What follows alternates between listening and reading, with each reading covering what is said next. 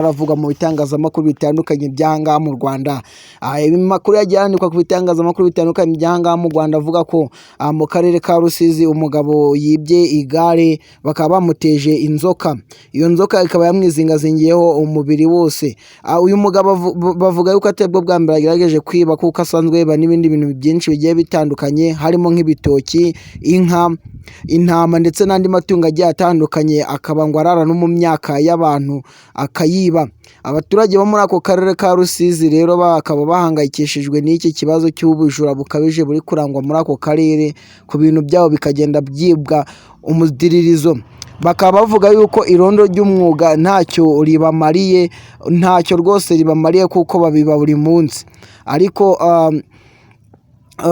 umuvugizi wa RIB Murangira Thierry yavuze yuko ibyo ngibyo bitagakwiye byo kuba umuntu yakiba, ahubwo bakamurogesha, ahubwo bagakwiye kuba bajya nko kuri RIB bakaba bamufashe, ubundi asigaye rero agahabwa ibihano bimukwiriye. Uyu mugabo si bwo bwa mbere agerageje kwiba, kuko asanzwe yiba n'ubusanzwe, akaba amaze gufungwa ngo inshuro zirenga 50, yiba bamufunga bakamubabarira bakamurekura, ariko agakomeza akiba. Ibi ngibi rero ni ibintu byahangayikishije abantu benshi bagiye batandukanye muri iyo video nk'uko mwabibonye, ariko amaherezo n'ubundi uwo mugabo akaba avuga yuko kwiba atazabicika, hari ingeso ye atari karande. Abaturage bamwe bakivovota bavuga yuko n'ubundi ubwo ngubwo bamuroze nabyo kwiba bakaba babiroga, akaba ariyo mpamvu abaturage benshi bari kuvuga ati nibamufunge burundu ubutazamufungura. Ikindi kintu gihangayikisha abaturage, bafunga uwo muntu yibye, ubundi bakongera bakamufungura akagaruka kongera akabiba, bakagira ngo yacitse ku ngeso. Ibyo ngibyo rero ngo bavuga yuko ngo amaze imyaka irenga 20 yose yiba, bamufata bimwe ntibamufate, igihe bamufashe bakamufunga, ariko bamufunga bakongera bakamufungura ntamaremo igihe kitari gito, bakakamaramo igihe gitoya. Abaturage bakagira ngo wenda yarahindutse, ahubwo akagaruka yaruhije, ahubwo yakajije umurego. Uyu nguyu ajya yiba inka, bavuga yuko amaze kwiba inka 5, intama 25, akaba amaze kwiba amagare 15, ahantu hose anyuze hari igare akaba ariterura. Mu magare 15 yibye bamaze gufatamo amagare 5, inka yibye 2, izindi baramufata bamuha ibihano. Bavuga yuko baramukubita buri munsi, ku buryo hari igihe bamukubita agapfa akongera akazuka, bakagira ngo arapfuye bakamuta aho ngaho aho bamusize ntibamusange, bakagira ngo yapfuye koko bamujyanye, akongera akazuka. Akubitwa inkoni zitari nkeya cyane rwose, ku buryo hari igihe banamujyana no kuri RIB ari intere, bakamujyana muri ambulance akaba ariyo imugeza kuri RIB. Agenda kubitwa inkoni nyinshi zigiye zitandukanye bitewe n'ubujura bwe akora ku munsi bigiye bitandukanye, akaba avuga yuko nta kazi kandi agira isibye kwiba. Bagerageje no kumuhangira akazi, bamushakira n'imirimo ariko biranga, akazi agahita agasezera. Bigeze no kumuha ibikoresho ngo azarabaza, biranga, nabwo hasigaye rero ahitamo kuza aribira ibintu by'abantu bigiye bitandukanye.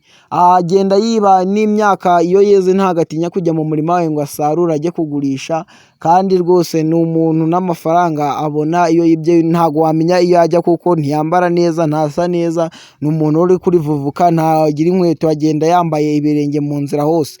Abaturage rero akaba ariyo mpamvu bahora baribaza, bakavuga ati uyu nguyu uko yiba, ko nta mafaranga yiba ajya, amafaranga yiba ayakoza iki? Abantu benshi rero bakavuga ati n'ubundi ubwo ni za karande zo mu miryango, ati baramurogesheje, ati baramuroze, akaba bamunamuroga ngo apfe, ariko bikanga ntapfe, bakakunda kumufunga bakamufungura. Ahasigaye abaturage rero baravuga ati n'ubundi amaherezo imirimo mumuhangiye ntayikora, ahubwo nimumushakire kumufunga burundu ku buryo atazigera asohoka muri gereza. Abaturage rwose bahora barivuvuta, dore ko ntabwo ari we wenyine wiba muri ako gace, muri ako karere ka Rusizi. Muri ako karere ka Rusizi harimo abajura benshi bagiye batandukanye, ariko bakaba bavuga abaturage bo muri ako karere ka Rusizi ko abaturage rwose abajura babafatiye mbarirwa, ngo bagiye kuza barabarogesha umuntu wibye ikintu akigarure, ndetse n'utakigaruye anapfe. Umuvugizi wa RIB rero Murangira Thierry yavuze yuko nta muntu wemerewe kurogesha umuntu ngo nuko yibye, ahubwo umuntu wibye bazaba baramufata bamushigirize urwego rw'igihugu rw'ubugenzacyaha RIB, bityo ibyo byaha yakoze no kuba yibye byose bikurikiranwe ariko umuntu batamwishe, ahubwo bamugorore nk'uko basanzwe bagorora abantu, ubundi ahasigaye rero kugira ngo ibintu bye bigende ku murongo kandi n'abaturage bagire umutekano.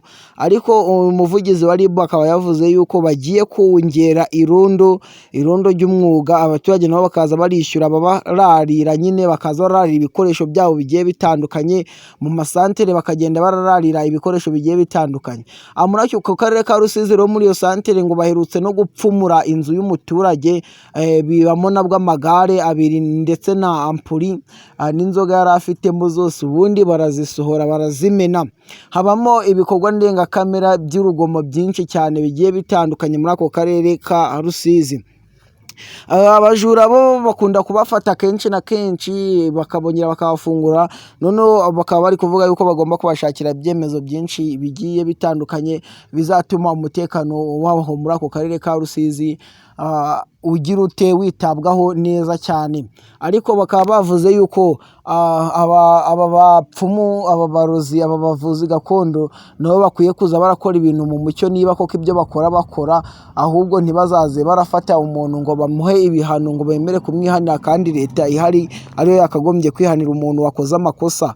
Akaba leta iri kuvuga ati aba bavuzi gakondo bavura muri ubu buryo bwo kwangiza abantu cyangwa gufata abantu nka gutyo, ahubwo wenda baza barabavura atari abo kubahesha ibihano cyangwa bikomeye cyangwa birabica, ahubwo wenda babagaragaze RIB ikurikiranye ibyaha baba bakoze, nibasanga ibyo byaha bibahama ubundi bahabwe ibihano, bafungwe nk'uko nyine ibyo byaha bakoze bifungirwa igihano. Bakaba bavuze yuko umuganga gakondo uzongera gukora ibinyuranyije n'amategeko, nabo bagiye kubashyiraho amategeko azaza ararengera abantu, bakaza nabo baravura nk'uko bisanzwe, ariko bakavura mu buryo buri positive kugira ngo batagira n'ikintu na kimwe bazaza barangiza, ndetse batazaba barangiza n'abantu. Ariko leta ikaba igenda none gufatira abaganga gakondo bavura bateka imitwe, batuburira abantu benshi bagiye batandukanye, bakabarya amafaranga yabo. Wabonye yuko Sarongo ejo bundi baramufunze, Mpano y'Imana nawe witaga umutubuzi baramufunze kubera gutuburira abantu, ariko Sarongo we akaba yarakurikiranyweho no kuba yarafashe umuntu ku ngufu.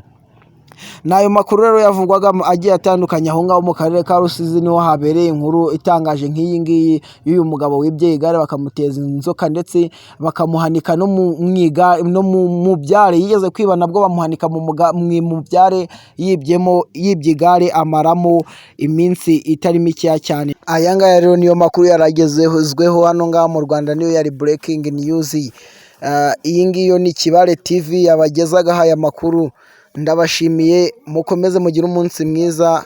Iyi ngiyi ni Kibale TV izaza ibagezaho inkuru zitandukanye ziri kuvugwa hirya no hino mu Rwanda ndetse no ku isi.